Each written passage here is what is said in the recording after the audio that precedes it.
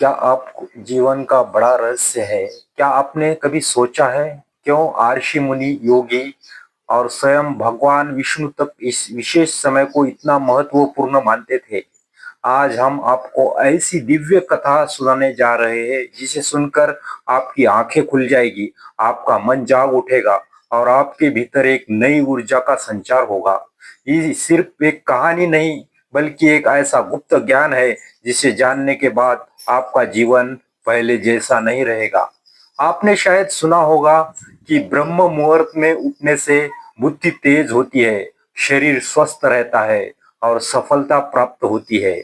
लेकिन क्या आपने कभी यह जाना कि इस समय में ध्यान करने से आपको अपने पूर्व जन्मों की झलक मिल सकती है?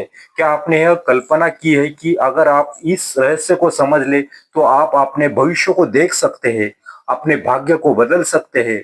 आज हम आपको ऐसी रहस्यमयी कथा सुनाएंगे जिसमें एक राजा ने 7 रात्रियों तो ब्रह्म मुहूर्त में जागकर ऐसे अनुभव किए हैं जो साधारण मनुष्य के लिए असंभव है।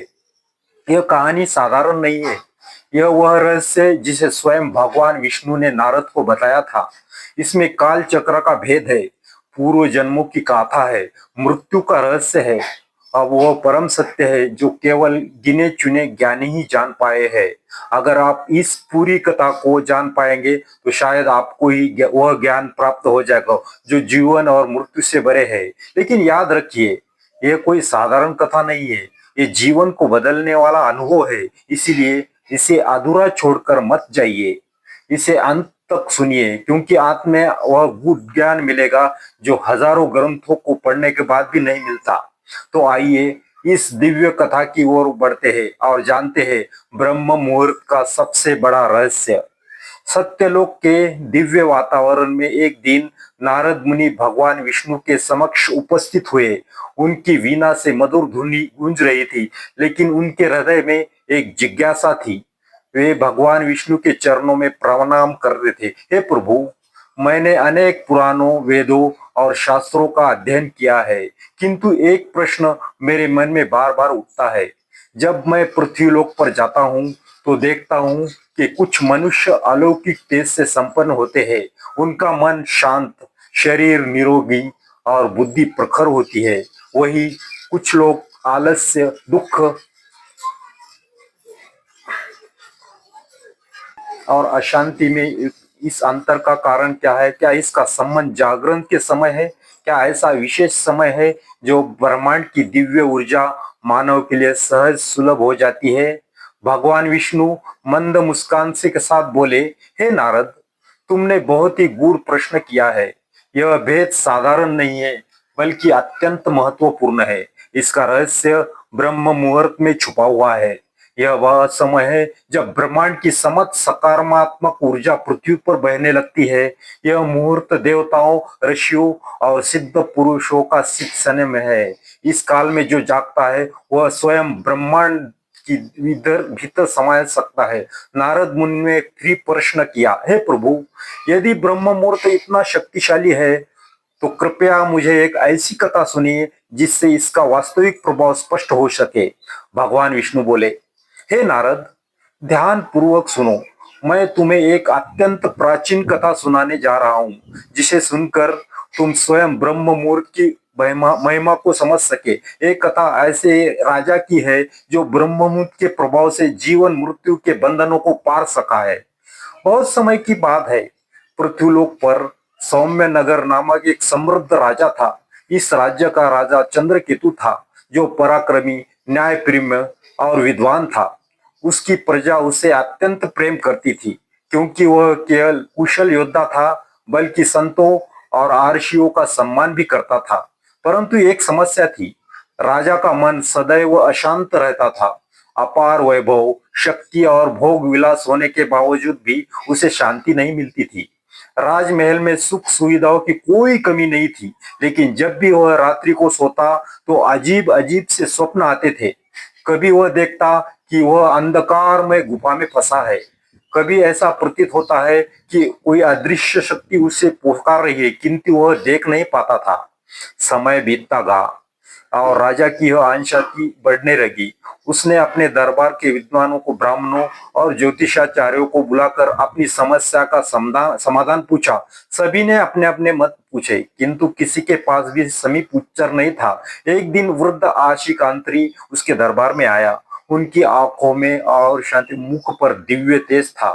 राजा ने हाथ जोड़कर कहा, हे ऋषिवर, मैं दिन रात भोग विलास में लिप्त रहने वाला राजा हूँ, परंतु न जाने क्यों मेरे मन को शांति नहीं मिलती। कृपया मुझे इस दुख से मुक्त होने का उपाय बताइए। आर्ष यात्री कुछ क्षण चुप रहे, फिर बोले, हे राजन, तुम्हारी समस्या का समाधान केवल एक ही है। तुम्हें ब्रह्म मुहूर्त में जागने और साधना करने का अभ्यास करना होगा। यही वह समय है जब परमात्मा स्वयं अपनी दिव्य ऊर्जा की इस संसार में प्रसारित करते हैं। जो इस समय का लाभ उठाते हैं, वो अपने समस्त पापों से मुक्त होकर मोक्ष के मार्ग में उड़ता है। राजा चौंक उठा। उसने पहले कभी इस विषय में नहीं सुना था। उसने पूछा, हे ऋषिवर, क्या मात्र ब्रह्म मुहूर्त में जागने से मेरी समस्या का समाधान हो सकता है? ये कैसे संभव है? ऋषि मुस्कुराए और बोले, राजन, संसार में प्रत्येक वस्तु का एक निश्चित समय होता है। जैसे सूर्योदय से पहले आकाश में हल्की लालिमा प्रकट होती है, वैसे ही आत्मा के जागरण का समय होता है। यदि तुम इस समय में जागकर साधना करोगे तो तुम्हारे समस्त मानसिक क्लेश समाप्त हो जाएंगे। किंतु ध्यान रहे, केवल जागना ही पर्याप्त नहीं है। तुम्हें इस समय में ध्यान, मंत्र जाप और आत्मचिंतन करना होगा। राजा ने निर्णय लिया कि वह अगली सुबह ब्रह्म मुहूर्त में उठेगा और आशी के बताए मार्ग का अनुसरण करेगा। अगली भोर जब पूरा महल गहरी नींद में था, राजा चंद्रकेतु अपनी शैया से उठा। उसने देखा कि आकाश में हल्की चांदनी फैली है और ठंडी हवा बह रही थी। और उसने गंगा जल से स्नान किया और ध्यान करने बैठा। पहले कुछ मिनट तक उसका मन इधर उधर भटकता रहा। कभी उसे राज्य की चिंताएं सताने लगी, कभी नींद का प्रभाव भारी हो गया, परंतु वह हार मानने वालों में से नहीं था। उसने आर्षि आत्री द्वारा बताए गए एक विशेष मंत्र का जाप किया। ओम नमो भगवते वासुदेवाय नमः। कुछ ही क्षणों में उसके भीतर एक दिव्य शांति का अनुभव होने लगा। जैसे जैसे वह मंत्र का जाप करता गया, वैसे वैसे उसका चित्त स्थिर होने लगा। जब वह ध्यान से उठा तो उसने अनुभव किया कि उसका मन पहले से अधिक हल्का और शांत था। ऐसा प्रतीत हो रहा था जैसे कोई अदृश्य शक्ति उसे स्नेहपूर्वक आलिंगन कर रही हो। राजा अत्यंत प्रसन्न हुआ और अगले दिन पुनः ब्रह्म मुहूर्त में जागने का संकल्प लिया। उसने आर्षि यात्री को अपने अनुभव के बारे में बताया। आर्षि मुस्कुराए और बोले, राजन, ये तो बस प्रारंभ है। यदि तुम इसी प्रकार निरंतर ब्रह्म मुहूर्त में जागकर साधना करते रहोगे तो कुछ ही समय में तुम्हें दिव्य रहस्यों की अनुभूति होने लगेगी। राजा चंद्रकेतु चकित था। उसने जिज्ञासावश पूछा, हे ऋषिवर, ये दिव्य रहस्य कौन से है? क्या मैं इन्हें समझ सकता हूँ?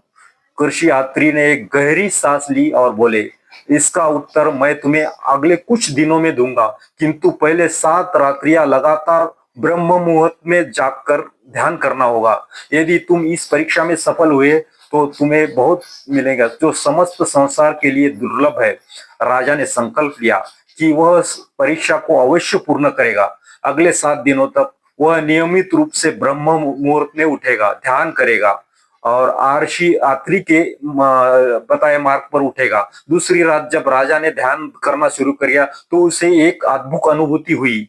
पहले तो मन में असंख्य विचार उमटने लगे, राज्य की सुरक्षा, प्रजा के कल्याण, भविष्य की योजनाएं।